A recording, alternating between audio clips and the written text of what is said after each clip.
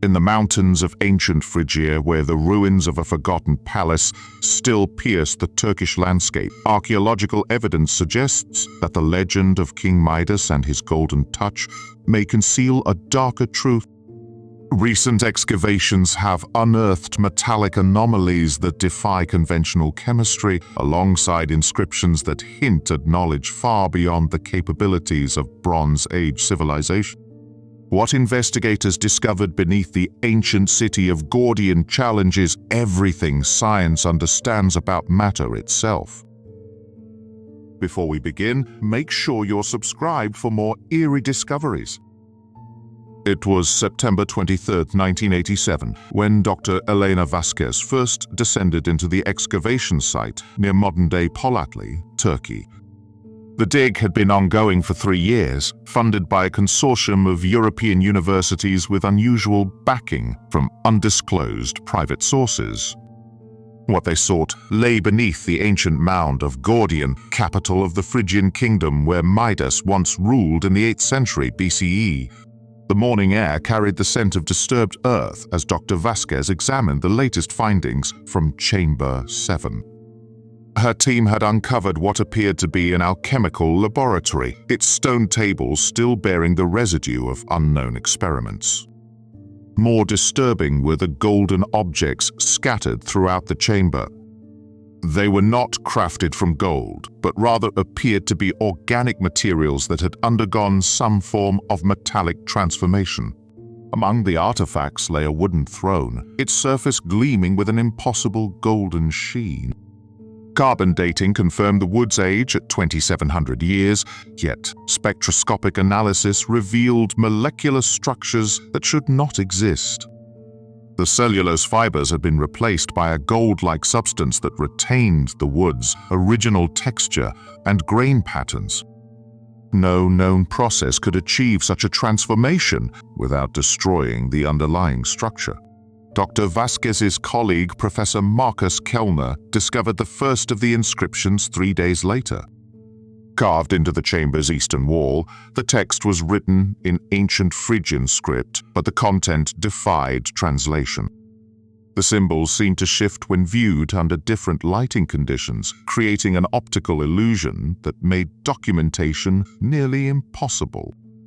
Photography revealed different configurations of the same symbols, as if the stone itself was somehow reactive to observation.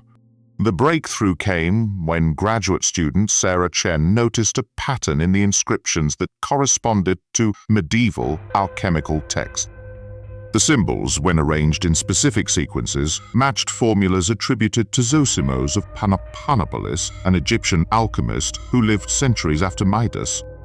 Yet the Phrygian inscriptions predated Zosimos by over 400 years. Someone in ancient Gordian had possessed knowledge that would not be rediscovered until the Hellenistic period. Chamber 7 yielded more unsettling discoveries. Hidden beneath a collapsed section of flooring, the team found a collection of scrolls preserved in sealed bronze containers. The papyrus bore text in multiple languages, including Greek, Aramaic, and an unknown script that resembled no known writing system. Dr. Vasquez's translation of the Greek portions revealed references to a substance called chrysopoeia, the creation of gold from base materials. According to the scrolls, King Midas had not been granted his golden touch by the god Dionysus, as legend claimed. Instead, he had acquired the ability through contact with a crystalline substance discovered in the mountains north of Gordian. The texts described this material as the tears of the earth, a golden crystal that could transmute any organic matter it touched. The process was irreversible and, according to the ancient accounts, ultimately fatal to those who wielded it. The scrolls contained detailed instructions for synthesizing the transmutation compound. The formula required ingredients that should have been unknown to Bronze Age civilizations, materials that modern chemistry had only recently identified. Among the components were references to white mercury, philosophical sulfur, and a substance called prima materia that the texts claimed could only be obtained during specific astronomical alignments. Professor Kellner's team attempted to recreate the process using the ancient instructions. Working in a sealed laboratory environment, they combined the available materials according to the proportions specified in the scrolls. The initial reaction produced a golden powder that exhibited properties unlike any known chemical compound. When applied to organic samples, the powder initiated a transformation that converted cellular structures into metallic analogues while preserving their original form. The implications were staggering. If the ancient texts were accurate, Midas had possessed technology that surpassed modern understanding of molecular chemistry. The transformation process described in the scrolls operated at the atomic level, replacing carbon bonds with gold atoms in a way that maintained structural integrity. Current science had no explanation for how such a process could occur without destroying the transformed material. More disturbing discoveries emerged from the deeper levels of the excavation. Chamber 9 contained what appeared to be a burial chamber, but the remains within defied conventional archaeology. The skeleton was humanoid, but showed signs of extensive metallic replacement. Bone tissue had been partially converted to gold, creating a hybrid structure that should have been impossible. The skull bore evidence of rapid cellular transformation, suggesting that the individual had undergone the golden touch process while still alive. Dr. Vasquez's analysis of the skeletal remains revealed traces of the same crystalline substance mentioned in the scrolls. Embedded within the bone matrix were microscopic fragments of a golden crystal that continued to exhibit reactive properties even after 27 centuries. When exposed to organic matter, these fragments initiated the same transformation process described in the ancient texts.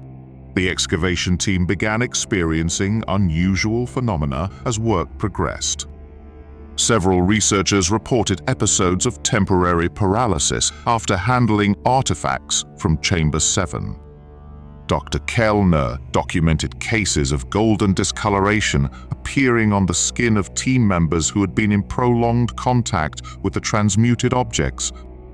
The discoloration was not superficial, but appeared to extend into the subcutaneous tissue, suggesting that the transformation process could affect living subjects.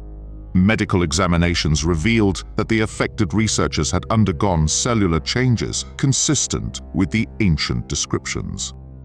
Their blood samples contained microscopic particles of the same golden crystal found in the burial chamber. The particles showed signs of active multiplication, suggesting that the transformation process could be contagious under certain conditions.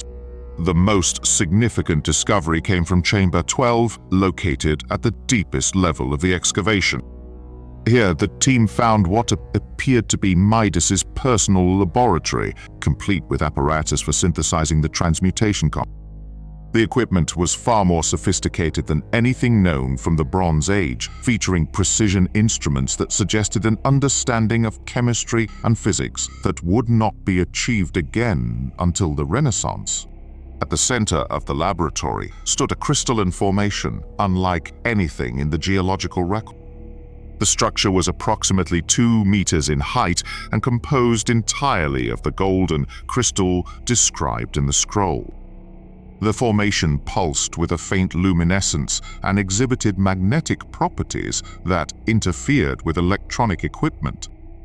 Attempts to extract samples from the crystal caused it to emit a high-frequency resonance that induced severe disorientation in nearby personnel.